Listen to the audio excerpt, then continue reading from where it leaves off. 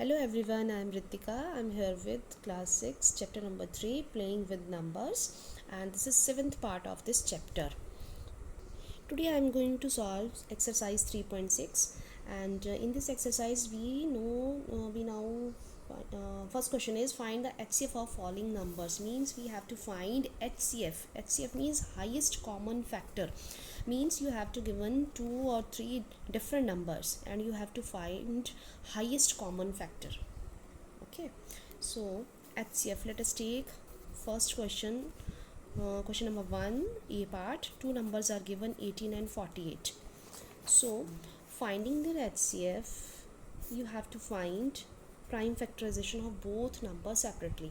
सबसे पहले 18 के लिए 2 से डिवाइड किया तो 2 9 ज़ा 18, 3 3 ज़ा 9. So prime factorisation of 18 is 2 into 3 into 3. Similarly, prime factorization of 48 is 2 से किया, then this is 12, then this 6, then 2, then 3, and then 3, and then 1.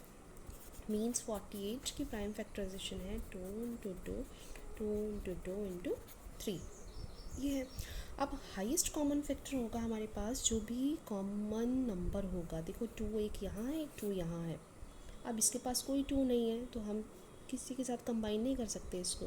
Okay, एक 3 है इसके पास, यहाँ भी एक 3 है. इसके पास तो एक और 3 है लेकिन यहाँ नहीं है कंबाइन होने के लिए. That means HCF of 18 and 48 is, एक तो 2 है और दूसरा है 3, and that is equals to 6. ये आ गया हमारा HCF of these two numbers. ठीक है, तो similarly you have to find HCF of these different numbers given in question number 1. एक ये होमवर्क हो गया आपके लिए.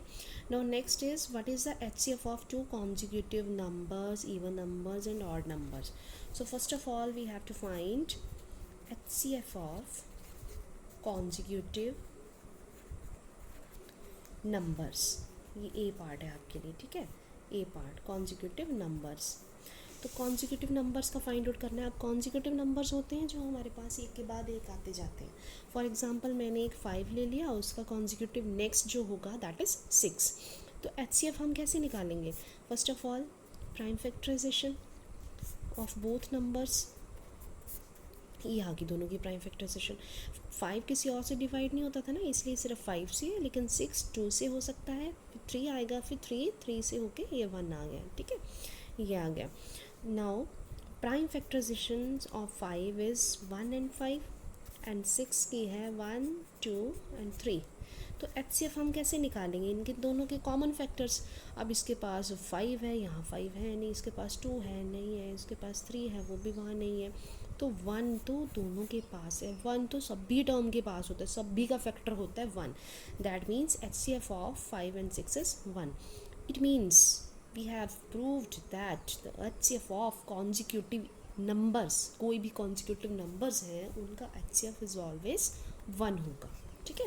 Similarly second part, you have to prove that HCF of two consecutive even number is अच्छा, उससे पहले प्रूव करने से पहले आप इसको फाइंड आउट करोगे. ठीक है, HCF of consecutive even numbers. तो हमने सबसे पहले अज्यूम किया कि लेट कॉन्जिक्यूटिव इवन नंबर्स हैं हमारे पास. एक ले लिया मैंने 10, दूसरा 12. अब HCF कैसे निकालेंगे? First of all find prime factorisation, ये आएगी. अब 12 की बारी है. 2 से 6, 2 से 3, 3 से 1. 10 के फैक्टर्स मैंने लिख लिए सारे, एक 2 है एक 5 है. और 12 के फैक्टर्स मैंने लिख लिए 2 into 2 into 3. ये आ गए. अब कॉमन देखिए, 2 तो दोनों के पास है, इसके अलावा और कोई कॉमन है नहीं है. यहाँ 5 है, यहाँ 5 है नहीं, यहाँ 2 है वहाँ और 2 नहीं है, 3 है वहाँ और एक्स्ट्रा 3 नहीं है. ठीक है, तो HCF हमारा एक ही नंबर आया जो ये सर्कल में है, दैट इज़ 2. ये क्लियर हो गया? सबको समझ में आ गया? Okay. Now next C part is you have to find HCF of consecutive odd numbers. Odd numbers पता है ना आपको, जो 2 से डिवाइड नहीं होते हैं. तो कॉन्जिक्यूटिव ऑड नंबर्स का HCF निकालना है हमें. ठीक है, 2 कॉन्जिक्यूटिव ऑड नंबर्स का. हमने क्या किया कि लेट कॉन्जिक्यूटिव ऑड नंबर्स ले लिए हमने, एक 11 ले लिया, एक 13 ले लिया, दोनों ऑड है ना ये और कॉन्जिक्यूटिव भी हैं, साथ में आते हैं। तो सबसे पहले 11 की फैक्टराइजेशन 11 से ही जाएगा, फिर 13 की फैक्टराइजेशन 13 से जाएगा, ठीक है। 11 के फैक्टर आ गए 1 इंटू 13 और 13 के फैक्टर आ गए 1 इंटू 11 और ये आ गया 1 इंटू 13। अब देखिए कॉमन फैक्टर है इनमें से कोई, यहाँ 11 है, यहाँ नहीं है, यहाँ 13 है, यहाँ नहीं है, लेकिन 1 तो दोनों के पास है। दैट मीन्स HCF इज़ 1, ठीक है। तो इस क्वेश्चन में आपने क्या प्रूव किया, आपने प्रूव किया कि HCF of two consecutive number is always 1, HCF of two consecutive even number is always 2 and HCF of consecutive odd numbers is also equals to 1, ठीक है।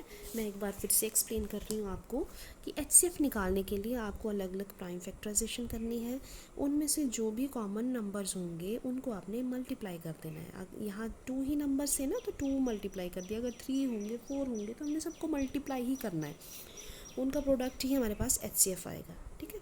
और अब ये हमने ये सेकंड क्वेश्चन किया, ठीक है। चलो चलते हैं, अब नेक्स्ट है question number 3। Question number 3 is HCF of co prime numbers 4 and 15 was found as follows by prime factorization. अब ये कह रहे हैं कि 4 की फैक्टराइजेशन 2 इंटू 2 होती है, पता है हमें होती है, और 15 की फैक्टराइजेशन 3 इंटू 5 होती है, हाँ जी ये भी पता है हमें। अब कह रहे हैं कि 4 में 2 इंटू 2 है, देखिए मैं लिख के बताती हूँ आपको। अकॉर्डिंग टू क्वेश्चन 4 की फैक्टराइजेशन ये बता रहे हैं 2 इंटू 2, 15 की फैक्टराइजेशन बता रहे हैं 3 इंटू 5, ठीक है। और फिर कह रहे हैं कि there is no common factor, हाँ भाई कॉमन तो नहीं, यहाँ 2 है, यहाँ नहीं है, 2 है, यहाँ नहीं है, 3 है, 5 है, वो यहाँ नहीं है कॉमन। तो अब according to question HCF is 0, क्या 0 होगा ये HCF? नहीं होगा, HCF is not 0, HCF is 1। क्यों 1 होगा? क्योंकि जहाँ कोई भी कॉमन नंबर नहीं होता वहाँ हमेशा ही क्या होता है, 1 होता है, ठीक है, कॉमन फैक्टर। तो आज आपकी ये एक्सरसाइज ख़त्म है। अब कल आपकी मॉर्निंग में 8 बजे एक वीडियो क्लास होगी, उसमें आपको मैं 3.7 एक्सरसाइज कंप्लीट करवा दूँगी और आपका ये चैप्टर ख़त्म होगा। तब तक आप इसको फर्स्ट और सेकंड और थर्ड क्वेश्चन को कंप्लीट करेंगे। Okay, thank you, bye.